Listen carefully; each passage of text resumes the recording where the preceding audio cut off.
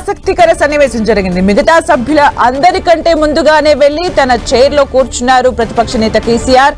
Assembly హాల్లోకి రాగానే కేసీఆర్ దగ్గరకు వెళ్లి కరచాలనం చేశారు సీఎం రేవంత్ రెడ్డి. కేసీఆర్ ఆరోగ్యం గురించి ఆయన అడిగి తెలుసుకున్నారు సీఎం రేవంత్ రెడ్డి. అలాగే కేసీఆర్ తో పలువురు మంత్రులు, ఎమ్మెల్యేలు కరచాలనం చేశారు. సభలో కొద్దిసేపు మాత్రమే ఉన్న కేసీఆర్ జాతీయ గీతాలాపన పూర్తవగానే సభ నుంచి వెళ్లిపోయారు. మాజీ మంత్రి హరీష్ రావుతో కలిసి నందినగర్ నివాసానికి కేసీఆర్ వెళ్లిపోయారు.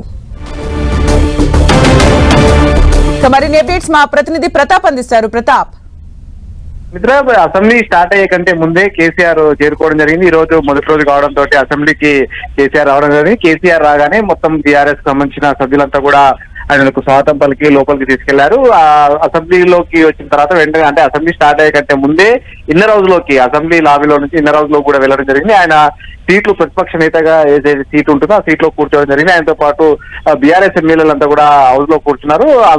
స్పీకర్ వచ్చే కంటే ముందే హౌస్ లోకి సీఎం రేవంత్ రెడ్డి కూడా చేరుకోవడం జరిగింది. సీఎం రేవంత్ రెడ్డి హౌస్ లోకి ఎంటర్ అవుతూనే నేరుగా కేసీఆర్ వద్దకు వెళ్లడం జరిగింది. కేసీఆర్ దగ్గరికి వెళ్లి ఆరోగ్యం గురించి వాకప్ చేశారు. సీఎం రేవంత్ రెడ్డితో పాటు ప్రభుత్వ వైపు ఆది శ్రీనివాస్, మంత్రి వాకిటి శ్రీహరి, బీర్లా ఎల్లయ్య వీళ్ళందరూ కూడా వెంటనే సీఎం రేవంత్ రెడ్డితో పాటు వెంట కేసీఆర్ దగ్గరికి వెళ్లి ఆయనకు ఆరోగ్యాన్ని వాకప్ చేయడం జరిగింది. ఆరోగ్యం ఎలా ఉంది, ప్రభుత్వం సహాయం ఏమైనా కావాలా అంటూ కూడా రేవంత్ రెడ్డి కోవడం జరిగింది. అంతా కేసీఆర్ కూడా దీనికి స్పందిస్తూ ఆరోగ్యం బాగానే ఉంది, మీరు అంతా బాగానేనా అని చెప్పేసి ప్రతిస్పందిస్తూ కూడా కేసీఆర్ కూడా కామెంట్ చేయడం జరిగింది. దానికి సంబంధించి రేవంత్ రెడ్డి కూడా అంతా ఓకే అని చెప్పేసి వెంటనే వెనక్కి జరిగింది. ఆ తర్వాత మంత్రి ఉత్తమ్ కుమార్ రెడ్డి కూడా వెళ్లి కేసీఆర్ ఆరోగ్య పరిస్థితి అంటే వాకప్ చేయడం జరిగింది. కేసీఆర్ దగ్గరికి వెళ్లి క్షేమ సమాచారం తెలుసుకోవడం జరిగింది. మంత్రి ఉత్తమ్ కుమార్ రెడ్డి తర్వాత మిగతా మంత్రులు కూడా కొంతమంది వెళ్లి పరామర్శించారు. ఆ తర్వాత సిపిఐ ఎమ్మెల్యే కునంనేని సాంబశివరావు కూడా కేసీఆర్ దగ్గరికి వెళ్లి వాకప్ చేయడం జరిగింది. ఆ తర్వాత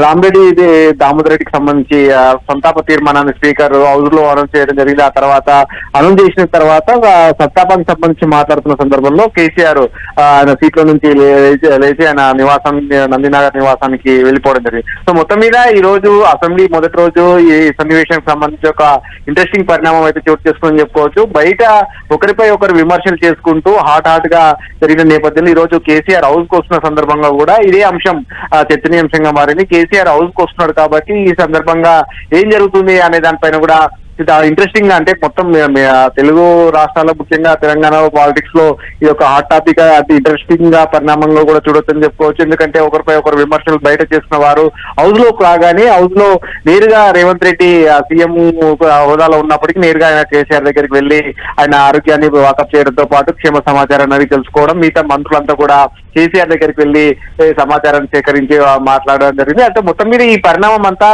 కాస్త అందరూ ఒక కూల్ గా చేసుకోవడం, వాళ్ళంతా కూడా అంతా ఒక ఉందాతనంగా అనిపించిందని కూడా అందరు సభ్యులంతా కూడా మాట్లాడుకుంటున్నారు. కేసీఆర్ ను రేవంత్ రెడ్డి గౌరవించడం, మంత్రులు కానీ మిగతా కాంగ్రెస్ నేతలంతా ఎమ్మెల్యేలంతా కూడా కలవడం కానీ, బీఆర్ఎస్ సంబంధించిన వాళ్ళు కూడా అదేవిధంగా ప్రతిస్పందిస్తూ ఒకరికొకరు కరచాలనం చేసుకోవడం, ఇదంతా కూడా బయట జరిగిన ఇన్సిడెంట్స్ కు హౌస్ లో పూర్తి భిన్నమైన సీన్ అయితే కనబడ్డదని చెప్పుకోవచ్చు. సంవత్సరం అలాగే ప్రతాప్, అంటే ఇన్ని రోజులు కూడా ఆరోపణలు ప్రత్యారోపణలు చేసుకున్న తర్వాత కేసీఆర్ సభకు వస్తున్నారంటే అందరూ ఇంట్రెస్టింగ్ గా చూసిన సందర్భంలో ఈ సీన్ ఏదైతే ఉందో దీని నుంచి ఎలాంటి ఇండికేషన్ వెళ్తుందని అనుకోవచ్చు? రాజకీయాలు అనేది వ్యక్తి అంటే వన్ సైడ్ గా అంటే నాణ్యానికి బొమ్మ పొలిసే విధంగా ఉంటుందో ఈ అంశాలు విమర్శలు కానీ సబ్జెక్టు ఏదైతే ఒక సందర్భానుసారంగా వివరించడం అనేది చాలా ఇంపార్టెంట్.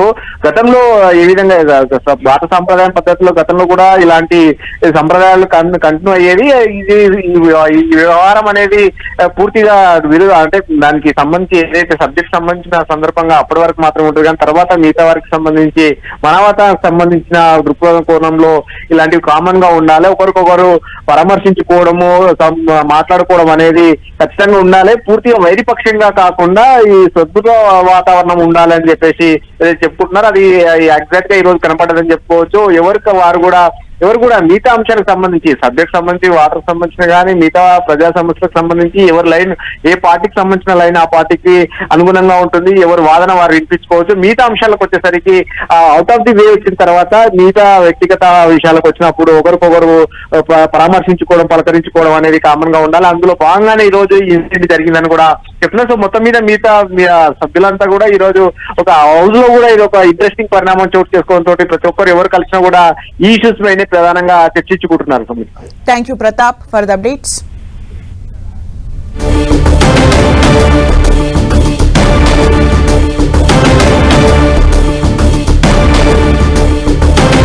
రైట్, మనం టీవీ స్క్రీన్ పైన చూడొచ్చు. మాజీ సీఎం కేసీఆర్ కు సీఎం రేవంత్ రెడ్డి కరచాలనం చేయడం జరిగింది. ఆరోగ్యానికి సంబంధించి కనుక్కోవడం జరిగింది. ఆ తర్వాత కూడా మంత్రులు 1 by 1 కూడా కేసీఆర్ ని పర్సనల్ గా కలవడం జరిగింది. మనం విజువల్స్ లో చూడొచ్చు.